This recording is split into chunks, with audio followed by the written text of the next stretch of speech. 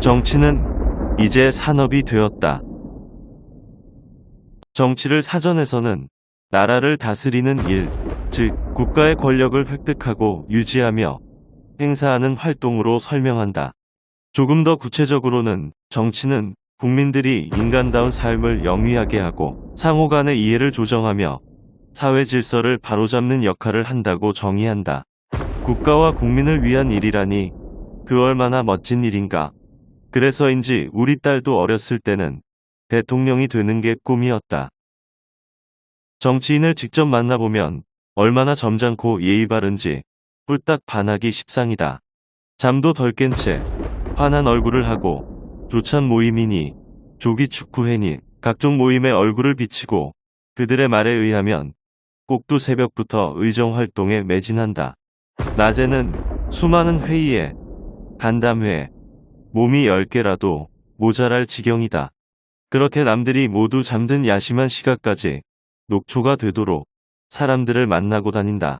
그런데도 세상 사람들은 정치인을 향해 냉소를 내뿜는다. 어떤 이들은 아예 정치에 담을 쌓아버리는데 학자들의 말을 빌려 표현하면 탈정치화한다. 그래서인지 정치인들은 자신들을 향해 날아드는 비판과 비난을 한없이 억울해한다. 그럼 이런 아이러니한 현상을 어떻게 설명해야 할까? 가장 먼저 떠오르는 생각은 그네들이 입만 가지고 다니며 앞뒤가 안 맞는 말을 마구 쏟아내는 데서 이런 일이 벌어지는 것 같다. 앞에서는 국가와 국민을 위한다고 목이 터져라 외치고 그게 안 되면 농성도 하고 단식도 한다. 삭발식은 단골 메뉴 아니던가. 모든 신앙과 정당, 자기 직업을 초월해 위대한 대한민국을 지켜내자. 이 나라 이대로 내버려 둘 수 없다는 생각으로 대한민국과 우리 어린아이들을 위해 할 수 있는 모든 것을 다 하겠다. 머리밖에 깎을 수 없는 미약함을 죄송하게 생각한다. 기자들을 잔뜩 불러 모아놓고 삭발식을 하며 울먹인 어떤 정치인이 한 말이다. 그런데 사실 이 상황은 국회의원 공천이 시작될 즈음에 벌어진 일이다. 비난이 연신 비수처럼 날아드는데도 정치인들은 왜 정치를 그만두지 않을까?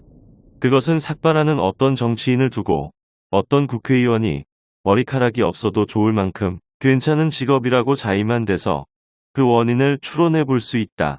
특별한 도덕성이나 능력은 없어도 말만 잘하고 행동만 그럴듯하게 보이면 되니까. 그런데도 배우는 비할 수 없이 엄청나다. 관공서에 국회의원이 오신다고 하면 공무원들은 일렬로 도열해 공손한 자세로 차량을 기다린다. 골프장에 가면 사장까지 나와 미소로 맞이한다. 급여는 어떠한가? 월 1,000만 원이 훌쩍 넘는 임금에 이니 때는 내 돈 안 들이고도 사내 진미를 맛볼 수 있다. 심지어 국회의원회관 안에 있는 병원도 가족들에게는 공짜다. 특권과 특혜는 셀 수도 없다. 국회의원이 되는 순간 4년 동안은 무소불위 그 자체다. 국회의원을 영원토록 할 수만 있다면 뭐든지 할 것 같다. 지역의 시의원, 구의원도 별반 다르지 않다. 그네들도 영전을 꿈꾸며 더 높은 자리를 향해 질주한다. 정치인을 너무 심하게 비난한 것 같아 마음이 편치 않다. 사실 정말로 눈여겨보아야 할 점은 정치가 산업의 한 영역이 되었다는 점이다. 제조업, 방송통신업, 조선업처럼 정치가 정치업이 되었다는 말이다.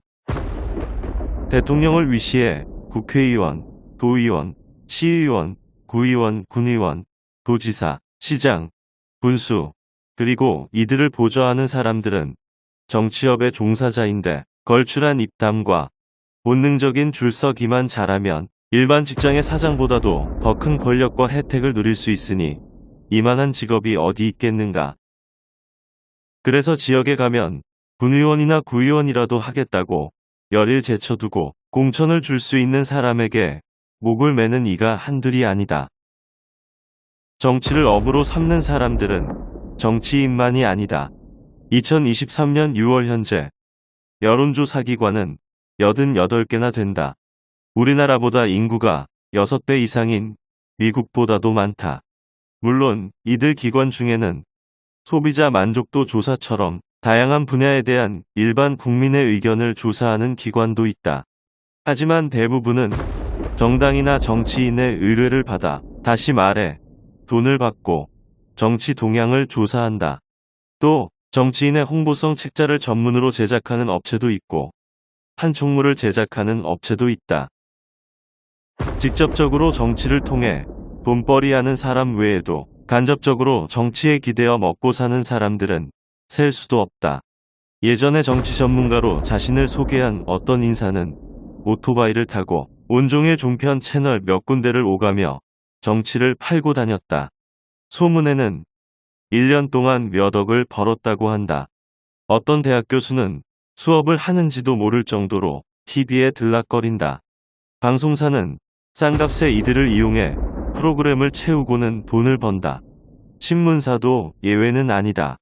기자들은 국회의 사당이나 용산 대통령실 한편에 상주하며 기면을 채우고 보수를 받는다. 게다가 정치 전문가도, 대학 교수도, 기자도 정치업의 정점이라 할 수 있는 국회의원이 될 수 있으면 영혼이라도 팔 기세이다. 기업은 또 어떠한가? 지자체만 하더라도 시장이나 군수를 이용해 사업을 확장하려는 기업들이 줄 서 있다.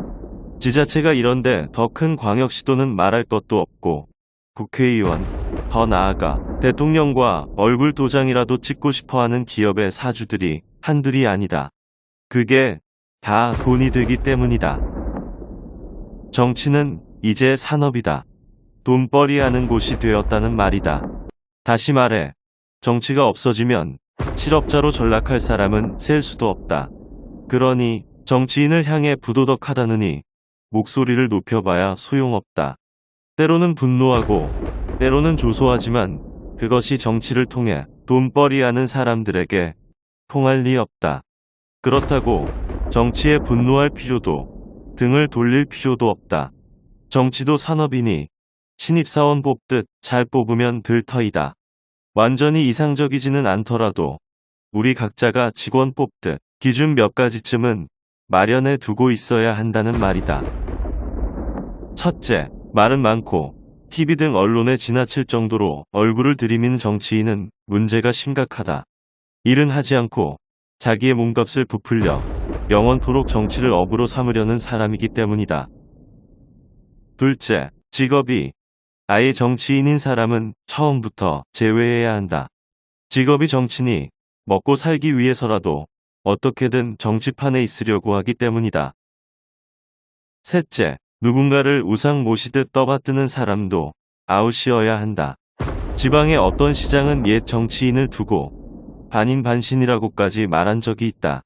정치가 국민을 향해야 하지만 그 사람은 과거의 향수를 팔아 정치를 업으로 삼으려 했으니 시민이 눈에 들어오겠는가.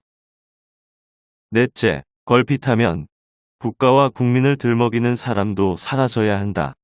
말이 거창할수록 속빈 강정이기 때문이다. 지금은 구석구석 작은 것을 봐야 하는 시대 아니겠는가. 다섯째, 팔걸이 짓는 사람도 사라져야 한다. 팔걸이를 짓는 것은 공천받는 데 유리하고 팔걸이가 클수록 공천은 더 쉬워져 정치업을 이어나가기 용이하다. 결국 이런 사람들은 자신의 패거리가 중요하지 시민 한 사람 한 사람이 중요하지는 않다. 여섯째, 법대로 하자는 사람도 심각하다. 윤리와 도덕은 내팽개치고 법만을 잣대로 세상사를 평가하는 것은 법 근처에 있는 그네들에게나 가능하기 때문이다. 감사합니다.